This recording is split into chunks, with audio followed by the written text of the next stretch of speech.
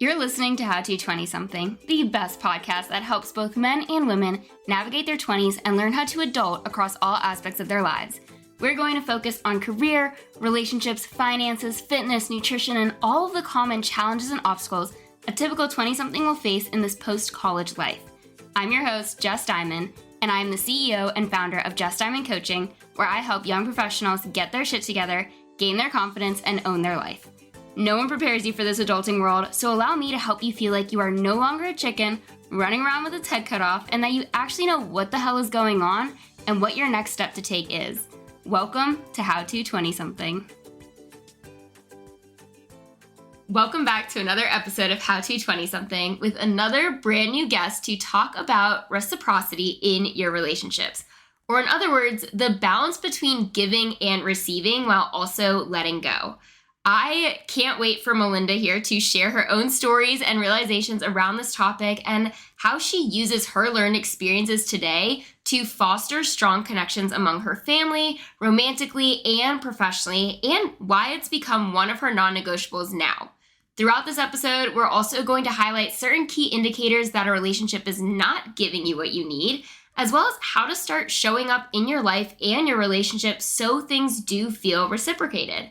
But I can't stress how important of a topic this is for you to listen to, because if you've been listening to How to 20-something for quite some time, then you know I've had to deal with the battle of letting certain people go from my life and the growing pains that come with it.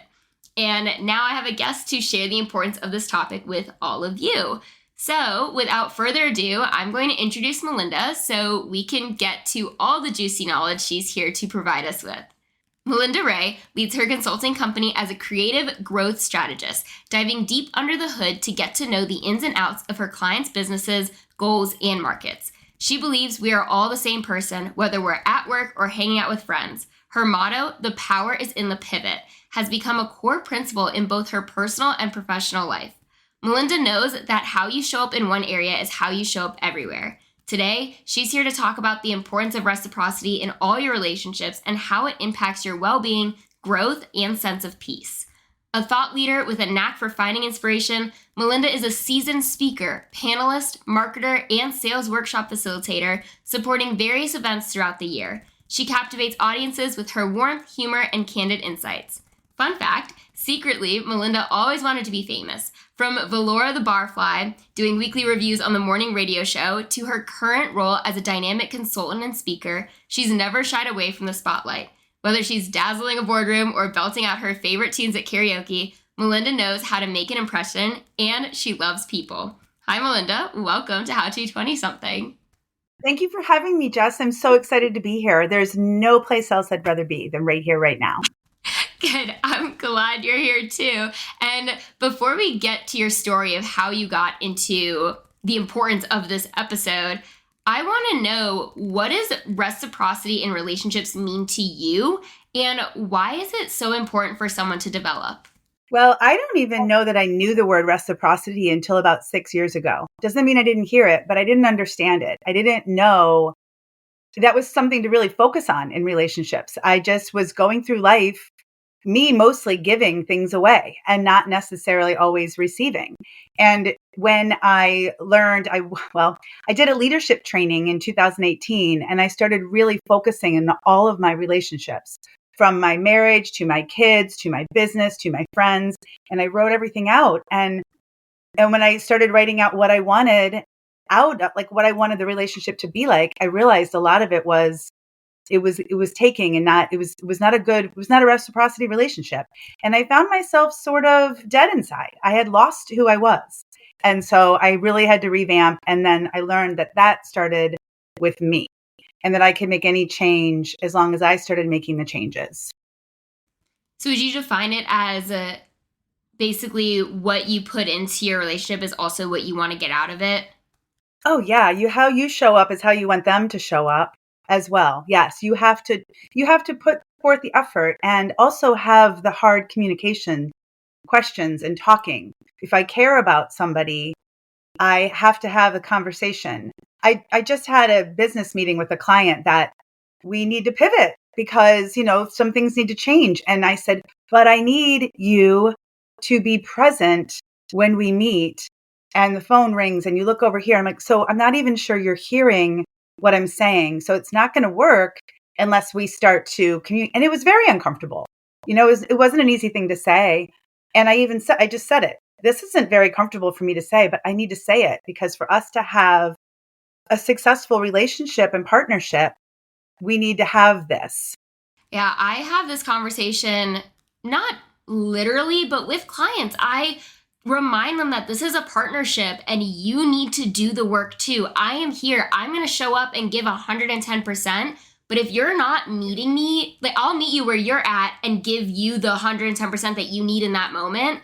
But if you're not even there, if you're not even willing to do that, then I can't help you. You can't help those who don't want to be helped. And it does get frustrating. It's heartbreaking on my side of things. So can only imagine if we were to break down the different types of relationships and how that can surface. Do you think it shows up differently based off of different relationships you may have with someone, whether that's friendship, romantics, or family, or coworkers, work-related, just every type of relationship you can think of? Yeah, I do. I think it does. I mean, there's different things I got divorced in 2018, so I don't have him anymore. So when you were I'm going to answer your question, but I want to say I have shed a lot of people from my life. And it's because I have set non-negotiables. So, and I wrote them out for the different, and one of them is do what you say you're going to do when you say you're going to do it. Both my kids have to be that way. Dan gets to be that way, and he does, and they are that way. And if it's not, then I have a conversation. So you had asked how they might be different per se from my daughter to my best friend to my romantic partner. I mean, the expectation's different. Dan and I are building a life together. We might have some shared responsibilities around the house or things, which is very different, but it's not that different than my daughter or my son when they're home. I still expect them to do things. It's not my job just to wait on them, as opposed to my mom. My mom is one of my closest people in my life. And yet I've had to renegotiate with my mom because she was one of the people I used to give to, so I've had to say, no, I don't do that anymore. And that isn't always that easy to do. And they don't always receive it very well. So it depends on how they receive it, what I choose to do, knowing that I always have the choice to be with or not be with somebody or in relationship with them. And I think it comes down to two things, boundaries and communication. And they say the people who hate or get upset around the boundaries you're setting are the people who are disrespecting the boundaries in the first place. And then the communication side of things is having that conversation or even laying out your expectations of, I'm picturing this. Are we on the same page? And sometimes you're not. And you need to have that conversation of, okay, how do we get on the same page? What happens? What do you have to do? What do I have to do? And then converse. Yeah. And you have to come from your heart, right? I mean, I have to come from a place of love and from my heart and not a blaming place either. I mean, sometimes I realize I'm doing this, or something, having that conversation. I was going to say, before I started dating Dan, I had written out my non-negotiables. And so when we got together, I asked him to do that. And then when I looked at them, I was like, oh, we're not going to have any problems. I mean, we're going to have problems, but I mean, we're not going to have problems with this, like with this non-negotiable. And about a little over a year later, I went back and looked at them because I'm like, I wonder if we're still on target, like if we're still staying in our what we promised each other, and we are. And so that's just really gratifying. Yes, there was a lot of heartache and losing people in my life and friends and and clients and all kinds of things. But when you have open, honest, real, loving conversations and communication, and you both want the same vision, right? So we both want the same thing. My kids and I have the same type. I have the same conversations with them and how I want us to have our relationship today. And my daughter's 22, right? So it's very, very different than it was in the past. But just staying true to who you are and also holding others accountable to relationship with you. Can you share some of your non-negotiables if it's not too personal so that the audience has an idea of what that might look like? Yeah. Okay. Let me see. I have them in my phone. I don't know where they are right this second. I just said one, do what you say you're going to do when you say you're going to do it. That's huge. right? Listen. So pause to really listen to each other. I mean, if my romantic one, I wrote down no abuse, but it's a big one, verbal manipulation, any of that kind of thing is not allowed. And that's true for clients for me as well. No, I deselected one because of the way he treated me and he wouldn't change. It's another non-negotiable. Well, all the things, open, honest conversation, all the things isn't really descriptive. So let me get a little bit better and descriptive. I would say, do what you say you're going to do, show up with love, well, laugh, have fun, sense of humor. That's actually one of the things for me, and gets real about things. Are those enough? I know there's more. I know there's another non-negotiable somewhere I can't think of. I think it's a good start to get the audience's brain going of what theirs might look like. And I mean, the ones you were saying are what mine would look like as well. I think a lot of people could relate to that of you want someone that's reliable, that's true to their word. For me, that also looks like being punctual and on time. You're not late. Like you're prioritizing me in the same way I'm prioritizing you. And the no verbal, emotional, no any type of abuse, I think is for everyone, hopefully.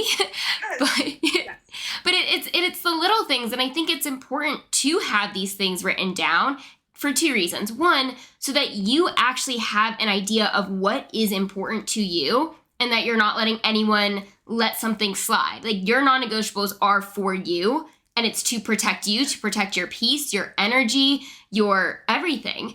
And then the other side of that is writing them down, as you said, to be able to go back and reflect on them. Are the relationships that are in my life that are the most important to me reaching these, not hitting these non-negotiables? Are they checking off the boxes I need them to check off? And has anything changed? Do I need to add to it? Is one of them like, okay, this isn't that bad of a thing anymore, I can take it away? And just depends on where you're at in your own healing journey, your own personal growth journey, your own experiences, and going from there. So I love that you've done that and look back on it. Oh yeah. And I also really believe in having a vision, for your life and also for your relationships. Like I said, fun, I want to have fun and do. One of the signs of maybe not being in a relationship that's with reciprocity is you feel drained after you leave them. I want to leave like my cup was full, that I had spent great time and it was creative and fun and interesting and all of those things. And I love people. So to leave somebody and be drained from me, I'm an extrovert, so they do, but I need my time alone, setting my intentions I look at it every day. Every morning I have committed that I spend 20 minutes in silence and then do an inventory of, is this really where I want to spend my time? Is this with whom I want to spend my time? And how do I feel when I leave them? And how did I feel at the end of the day? So I think it's really important because I think those things start to creep in and you don't notice. Like that abuse comment, of course, I don't want anybody to be abused. And sometimes you're not even aware it's happening. So, because it can be tricky. It can. And so to check in, then I know that I'm good and I'm okay. Yeah. Another example that came into my mind of a non-negotiable would be, I'm thinking of my best friend, and I know one of hers romantically is they have to love to travel. That is a non-negotiable, and it's because she loves to travel. Whereas for me, I want my future partner to want to travel, to like to travel, but it's not something that they have to plan a big trip every single year kind of thing. It's more of it's nice, we want to get away. It's a little more casual. And for her, I know that there has to be a big trip every single year. Well, and one of my non-negotiables, which was interesting for romantic, was family centric. And because family is very important to me. And that was one of Dan's, but that's not true for everybody. That may not be their focus in their life. It may be completely different. And was also, they're coming back to me as we're talking, was also, he wrote it, I wrote it a little differently, but he wrote that we honor and respect each other's outside hobbies and things that we're interested in. So it's not just me and him all the time. We go do our own things, and there's never an issue with that, where there's been relationships in the past where there is, and there's really no reason for it. Having your own life is very, very important. and giving and taking and loving and supporting the things that he loves and him supporting the things that I love, and here's the other thing is the other one that my sister actually kind of gave this one to me. I said, I want him to allow me to be myself. And my sister said, no, you want him to want you to shine. And I was like, I love that, Terry. That's so great because it's true. I want him to shine. I want my friends to shine. I have amazing people in my life. I want them to all do great things, and enjoy their relationships and whatever it is they enjoy. If it's sitting outside by yourself, go enjoy it. Like, it doesn't matter, whatever it is. It's funny you say that because as we're recording this, I'm coming off of my sister's bachelorette trip. And one of the girls mentioned, I had all the girls send in a video saying something to my sister. And one of the girls said, my sister's fiance brings out the goofy side of her. And then she kind of reset it as like, well, you're already goofy, but he makes it so that it's okay and it's well accepted and that you thrive in the goofiness. There's something along the lines of that. And just of what you were saying of her weirdness, her quirks, and is it fully accepted, if not encouraged? And that's what you want. You don't want someone to feel like they're dimming your light or that you have to shrink down and be small. That you want someone that's gonna foster your own growth and want to build the stage for you to stand on, as an analogy. Yes. No, yes, absolutely. You do. And it's okay to fall in love with the quirkiness. I have them. I'm quirky. There's lots of things. I'm like, and it's very freeing to be in this space then from where I used to put myself, to be where this is me. This is how I'm going to be. And if you don't like it, don't hang out, go hang out somewhere else. But what I'm finding actually, the more and more I step into this space, the more and more really amazing people I attract, that come around or that are wanting to have a conversation or to do something together. And that's very freeing. Yeah. A lesson I've had to learn, I'd say this year, is something my coach has helped me with. And it's the who are you for? The answer is not everyone. And that's okay. Be yourself. Don't try to fit yourself into the mold of someone else. Don't try to impress someone else for their benefit. It's your life. At the end of the day, it's you. It's you against the world. Yeah. You want someone that's going to complement that, whether that's amongst your friendships or your business relationships or your romantic relationships, family, whatever it may be.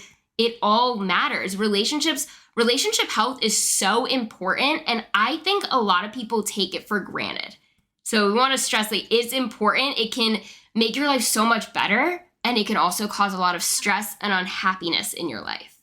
It can. And you don't have to have a million friends either. You can have just some. It doesn't, and you can have people in your life for different reasons. I have acquaintance friends that I just think are super fun to hang out with, but we don't get real deep into any conversation, but we have a blast. I just laugh and then I go on my way. And then other friends that, I have one really, really close friend that she knows everything about me, right? Like I don't even have to explain anything. I just call and say, this happened, and she's like right there. They don't all have to be the same. In fact, it would be, for me, it would be boring. It's nice to have different, I have friends that ground me because I get very excited and will be up here. And so they're just a very calming energy. I'm like, oh, I need a little Ashley time. So, and my Dan grounds me.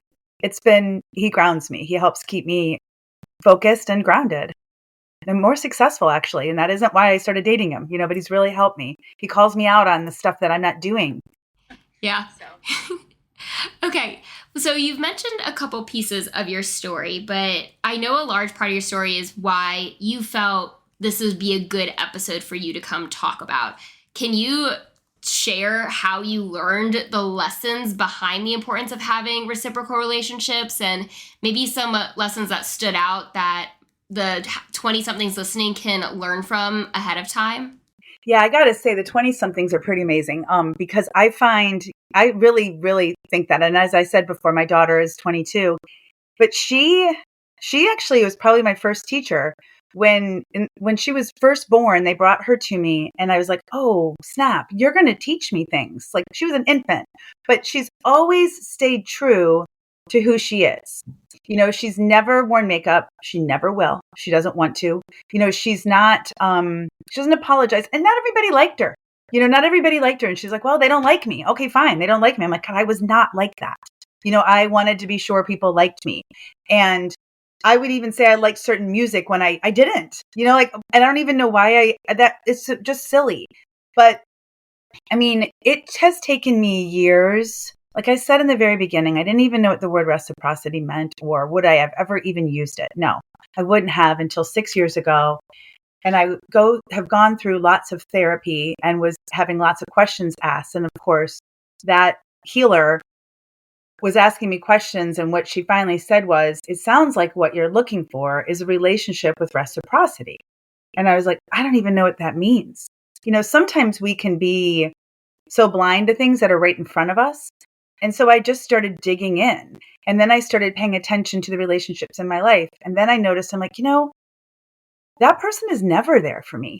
I mean, like I give and I go, but they didn't ask me one time, really, when you get divorced, don't get divorced. It's the worst thing in the world. But the people that didn't reach out at all, but would call and they needed something or something like that, I'm like, you do know I'm going through like a huge, never a question, never just paying attention to that. Those were hurtful because you think that those people are your friends, but really what I failed to see is I wasn't my friend, right? I was just giving away. I wasn't being healthy in relationship with myself. I was looking for it everywhere else outside. And that is very painful. And then one day I woke up and I was like, but I can change this. You don't have a problem if it's something you can change. And then, to be completely frank, I got scared because now I had to make all the choices. And now I was really responsible and I couldn't be mad at somebody else. So, to not get into too much detail, it's been my whole word always was freedom. And the freedom to be myself and the freedom to create what I wanted in life came from my choices for me and who I surrounded myself with. And I would say the biggest life lesson was not doing that sooner, not seeing it and not asking myself those questions. And really, it started with me meditating in the morning and being quiet and then going to my leadership training and then them asking me questions too. I mean, I had multiple different places I went. It wasn't just therapy. I really uncovered every stone and I'm so grateful I did because it's worth it. I love the part that you mentioned when you were going through your divorce. You took note of the people who reached out and then those who called when they needed something, but they weren't asking about how you were doing, anything about you. It was what could you do for them. And that's something I had to learn last year when I had my first big speaking opportunity and I was going through a lot of friendship changes and adjustments. And while the friendship changes and adjustments were happening, I fell into depression and no one reached out. I didn't do any reaching out either, but I was the one struggling on the floor of my bedroom. Fast forward a couple months when I was out of the depression and I had that speaking event, this amazing opportunity. I didn't expect these people who also didn't even reach out the whole summer. I didn't expect them to buy a ticket for it, but I did at least hope / expect them to text me like, this is so cool, congratulations, how did it go, something, or do you want to celebrate after, do you want to go get dinner? And when that didn't happen, I was ready to just release them. I was like, I don't need that. It's not that they were coming to me and needing things from me, but it was I needed you and you were gone. And the people that did show up, it meant so much. The people that did text me, it stood out even more from the people that didn't. And I know you don't want to focus on the who didn't, focus on who's in the room, not who's not in the room. But when you're going through a situation and an experience like I did, you do take note. You take note of both sides. And it doesn't discount the people in the room. It's like, I love you, I appreciate you, this is amazing, this means the world. And these people didn't do anything. And it's okay to acknowledge that they didn't. In fact, it's healthy because from that point on, I started to release that relationship of what I kept hoping it would return to. And now I feel a lot more free and I have a lot more supportive people in my corner that do want to cheer me on and are there in a moment's notice and do check in on me. And I was going to say one thing that I also know to be true is we do get to ask for support when needed. So sometimes if I have a person in my life that I care for that's struggling with something, I'll say, what can I do to support you? Right? And sometimes they don't even know, but it's a really great question, because when somebody does that to me, then I have to say, it's kind of like, what could I do to make this a little bit better? And Jess just offered to support me. What do I need? I just need you to listen to this for a little bit, or you can verbalize it, and it helps that healing process happen and a connection. And I also really like the word support better than what do you need? Because what do you need feels like you're not capable or you couldn't possibly do it. And support just feels more supportive. So those relationships are hard. And, this is one that I think too, when I started dating and I was doing the apps, I said to myself, these are real people on the other side of this app. I am going to treat them that way. And if I don't want to go out with them, I'll tell them, but nicely, but I'm not just going to ghost them. I just think those are really important things in relationships too. You don't have to talk to everybody. You can say no, thank you. Or, like I met you and you were nice, but I don't see a romantic anything happening. And it's funny because when I got with Dan, he was the same way. He didn't do that. And so I think that in social media too, which could be a whole different topic, but it's still communication. You have to remember, those are real people on the other side of that like or that not like or whatever they're putting out there. And just how you treat them is how you'll end up being treated too. So, do unto others as you want done to you, right? But that's really what it is. I mean, it's not complicated. It's not really rocket science. But it is getting clear. I love my non-negotiables. It is getting clear on what it is you want. And maybe I want a lot more friends than somebody else. Who cares, right? It's what makes you happy. It's what your one friend likes to travel a ton. You don't care as much. But there's another thing, is I wanted somebody that wanted to go do things with me. I wanted a companion that wanted to do, I like to go do things, and I'm very social. And so is he, and has a great sense of humor. And all he does is make fun of me. And I laugh all the time because it's really funny to me. So not too serious. Yeah.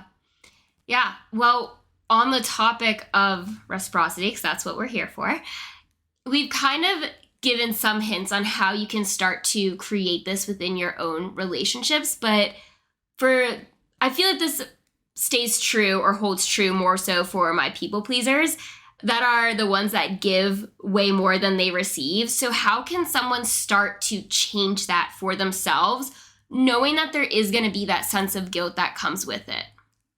I kind of have answered it, because I was a people pleaser. I don't identify as one anymore, but getting very clear on what you want your relationship to be like, and only doing things that put you in that type of relationship. It's like everything we do, how I want my business to be. I only do the things that are in that.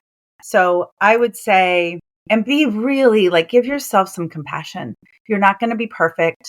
You can always go back and say, hey, Jess, I'm sorry, actually, I need to renegotiate that, because that isn't really how I want us to show up as friends. So have a conversation and just say, I know I did, but I'm working hard not to do that anymore. Yeah. I mean, I think it's really that simple. It's really creating a vision and then doing the activities that get you there, and showing up again with love. And I also really believe in vulnerability and authenticity. And so to have friendships, any relationship I have to be vulnerable and let them know I care about them. And maybe they don't care about me as much as I care about, I don't know. I mean, now if it's a new relationship, right? But to be vulnerable and let people know how you feel. So I think where the waters start to get muddy under this topic is when you balance the idea of giving without expecting something in return, and not wanting to feed into a relationship that doesn't feel like it's being reciprocated. So you're giving, because you want to give, you want to show up for your friends or for whatever relationship that's coming to mind for you right now. You want to be able to give to them without being like, I'm going to give to you so you can give to me in return. That's not how that works. But then it's also, you don't want to keep giving and then not have anything come back. How does someone navigate that kind of inner turmoil? Yeah. And you don't want to keep score. I did this and you didn't do this. You don't, because it's not about keeping score. So honestly, that's a kind of a hard, it's not a hard answer. It's a hard answer to take. I stop being around them. I say, I feel very taken advantage of. I say, and here is why. Here's what happened that has made me feel that way.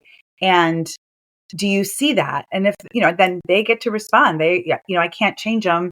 And they can say, yes, I do. And I understand and I'll make some changes. Or if they don't and they keep doing it, then I don't spend as much time with them and see how it goes. I mean, that's really all you can change is yourself, and you can speak your truth to somebody and hope or set the intention that they'll hear you and see you. Because if they don't hear you and see you as you're telling them, then they're not really hearing and seeing you. And that's the hurtful part that can happen. But I think where you do have some control is in that communication and not blaming them. Don't point a finger, but say, this is what I want. I want a friendship with you in this way. I don't want to just listen to you talk the whole time, nor do you want to listen to me talk the whole time. I want us to have a conversation, whatever it is, whatever it is that you feel like it is hard though. I mean, I've been a people pleaser, and sometimes I have to have my mantras in my head where I say, no, stop. Like they're not even asking for that. Sometimes it's you're doing it. It's not even the other person. So you're like, stop it. They're not even asking for that. Take care of yourself so that you can show up as a true friend and you are whole and complete, but feeling whole and complete and not like you're dead inside. The other guide for me always too is how I feel when I leave them. And so it is that hard one and I don't just cut people out of my life all the time. I mean, I would have conversations and do all the things, but if it got that way, yeah, I cut them out of my life. What's a good way to start this kind of conversation? So like, let's say I'll create a scenario. Let's say you and your friend are hanging out a lot and you just feel like you're giving way more than what your friend is putting into the relationship or pouring back into you. And it's time for you to bring this up so that things can change. What is your go-to approach into this conversation? Because I know we all hate we need to talk text. Doesn't matter who you are, doesn't matter what relationship it is, but it's still, you do need to talk. You do need to have a conversation. So what is your segue into that? I'm going to do that, but I think what I do now that I didn't do before was I have conversations with my friends before we get there, with anybody I'm in a relationship with. I have them before. So the reason why I did it backwards is because I really wouldn't have we need to talk. I mean, I would with Dan. I would say, I got to talk to you about something.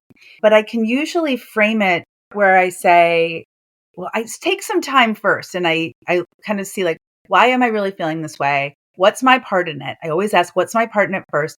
Can I shift it by my way of being and how I show up first? And then I'll try that. And then if that doesn't work, then I say, I'm really struggling with something and I need to talk with you. I'll say that, right? So I would say that if I had to talk to somebody, well, I told you I had to do it with a client today. I got direct. I mean, kind. I sat in my car before I went in and got grounded because I was a little nervous because it's uncomfortable. And then I looked at him and I said, I really don't like having conversations like this, but it's necessary.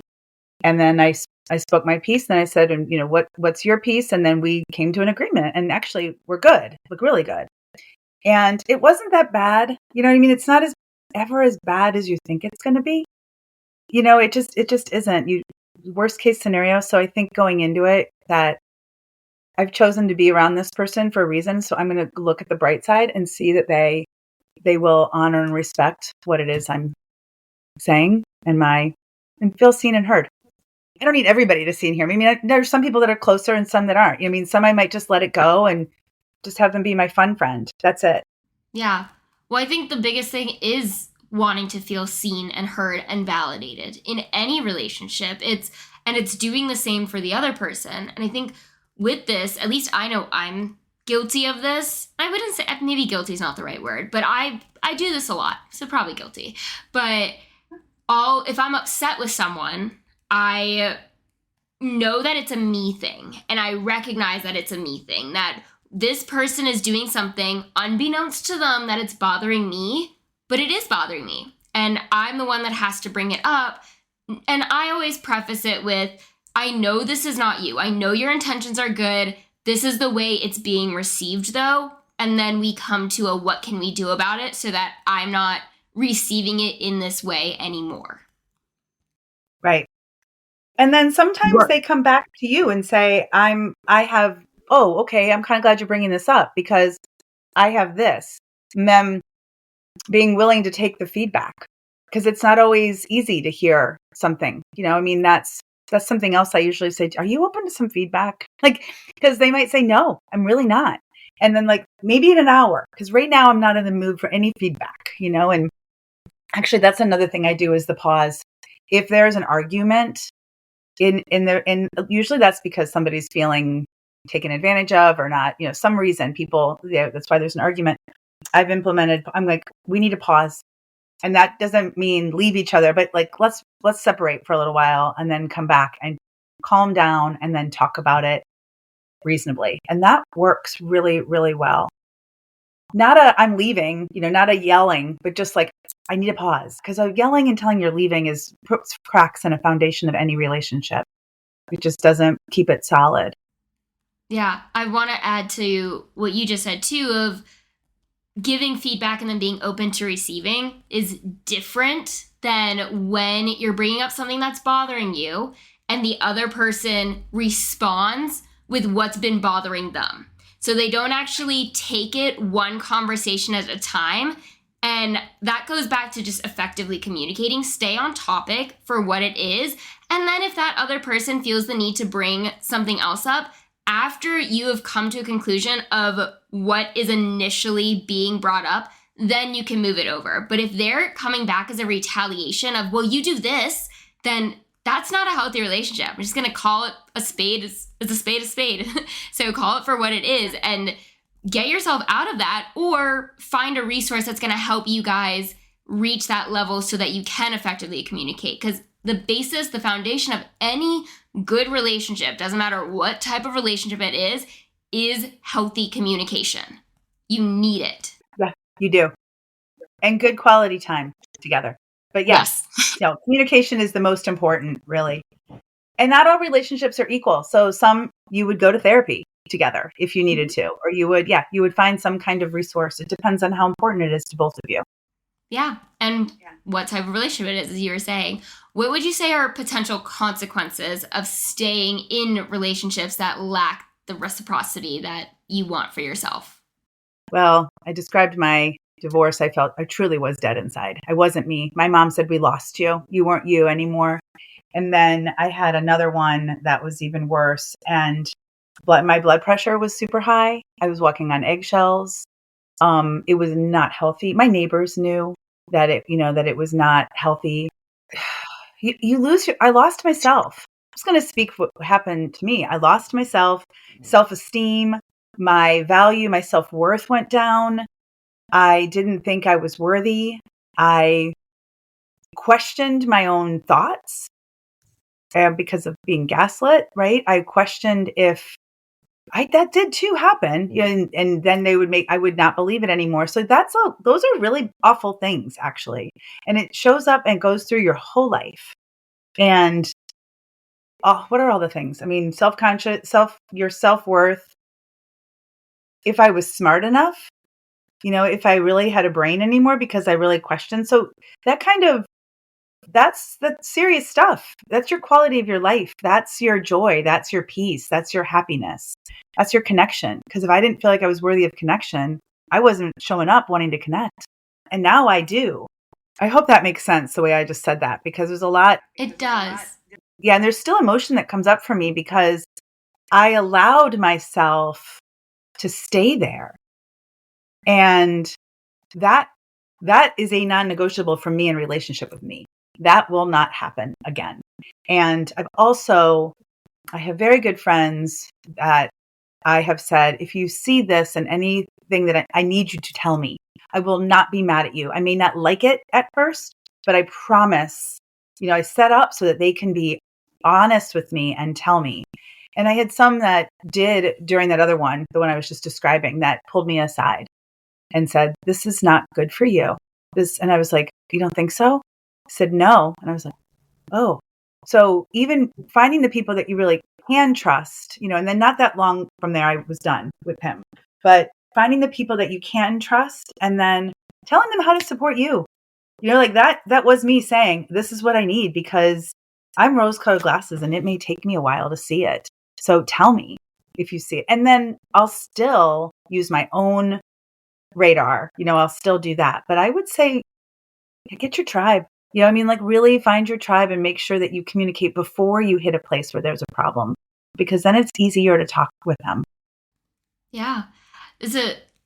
This topic, this conversation that we're having right now, reminds me of when I broke up with my ex. I was still in my full-time corporate job, and it was the same thing. I questioned my self-worth. I questioned my value. I questioned the potential of having a thriving business because he didn't believe in me. It was so many things.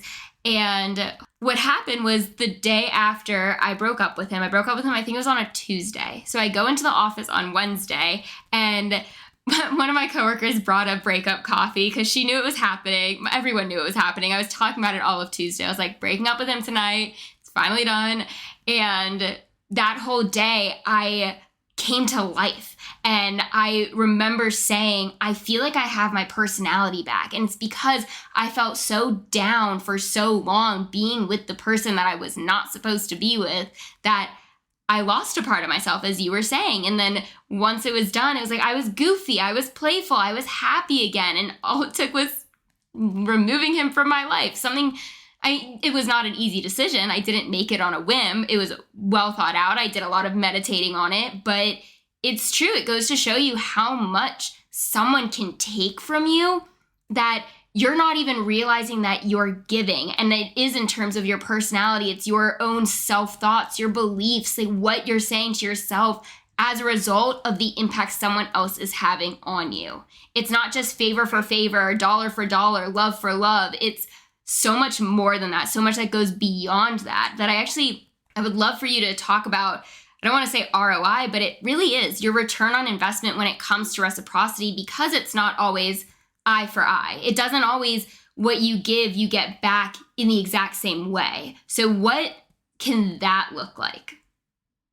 That's an interesting way to put it, because it's funny. I was thinking a little bit as you were talking about how grateful I am. And, my life isn't perfect, but it's a good life. Like, it's a good life. And how grateful I am to have Dan, my friends, my kids. 2018, my relationship with my kids, I had rated them and I had them down at 4s. Now they're like, I don't know, 9. Nothing's, I could say a 10, but they're great. Like they're great. I just lost track of your question. Oh, ROI. I'm going to just say it.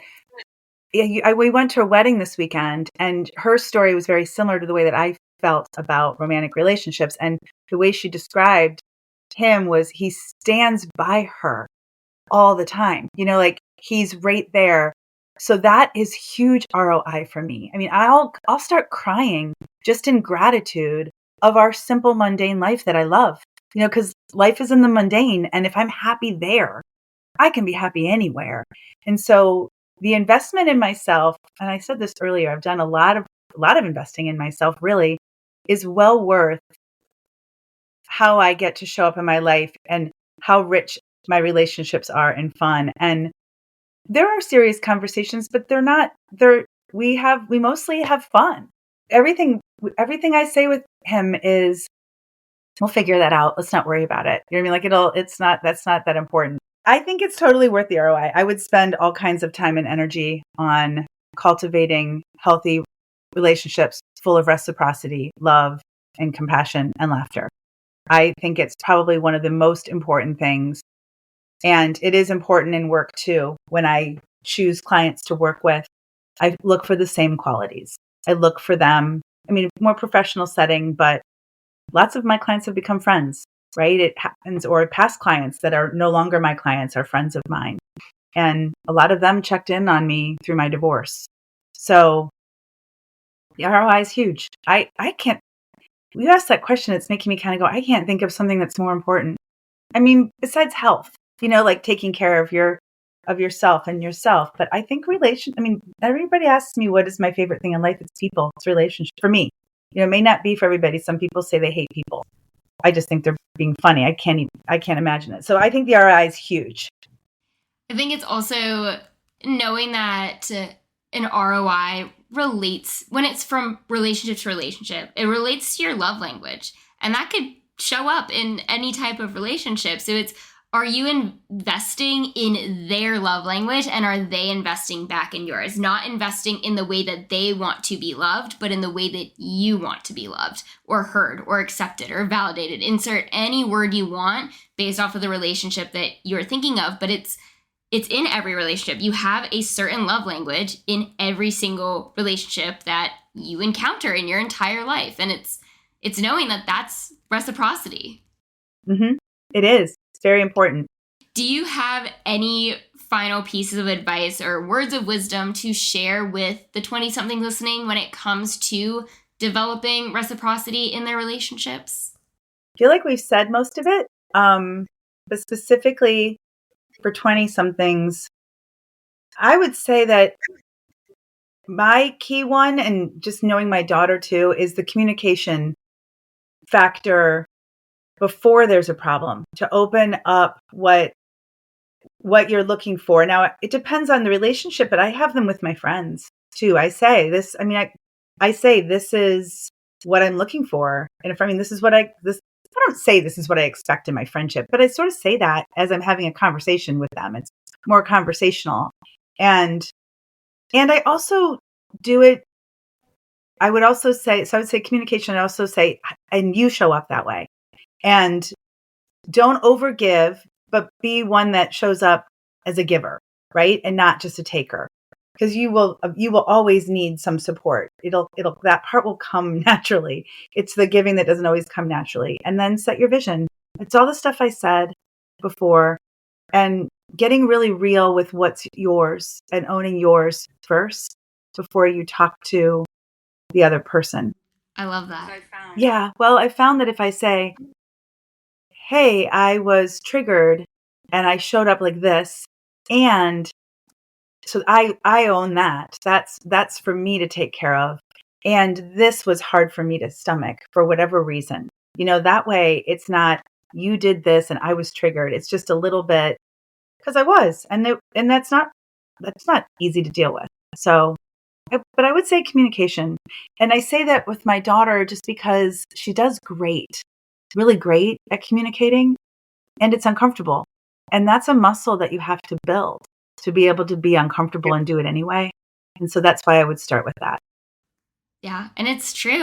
I was on the phone yesterday with a friend of mine that I needed to tell her something. And I was like, I waited to tell you this because you get so excited and that makes me feel anxious. And I love your excitement and I know it comes from a great place, but I have to take care of me and I need to, I know what makes me feel anxious. And she responded with, I'm so glad you told me that because I do get excited, but I don't want you to feel anxious. So it was like, I know that this was on me, that this is a me thing, but communicating the way it's showing up and then having that response of, okay, I get it. I'm not mad you waited a couple of days to share this information with me. This is huge. This is exciting.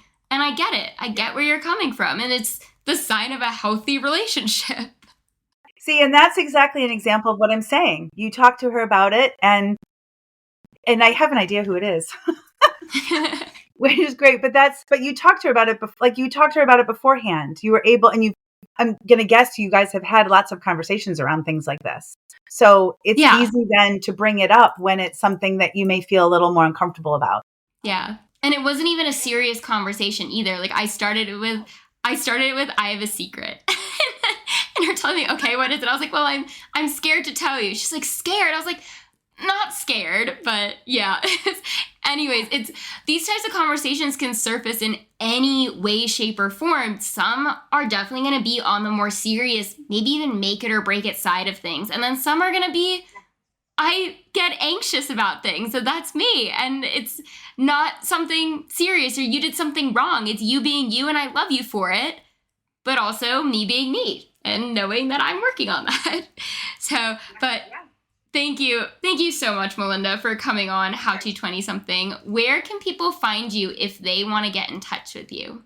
Well, my website is melindarae.com, MELINDARAE. I'm also on Instagram, Facebook, LinkedIn. That's it, I think. Yeah. Yes. I have all your links, and you guys listening know that I'm not going to leave you hanging, so all of her information will be linked in the show notes. Otherwise, this does conclude another episode of How to 20-something. If you liked what you heard, if you learned something new, if you or someone you know has a hard time with feeling reciprocated in their relationships, then please share this episode or post it on social media and tag me, tag Melinda when you do. And as always, I can't wait to be in your headphones again next week with another brand new episode.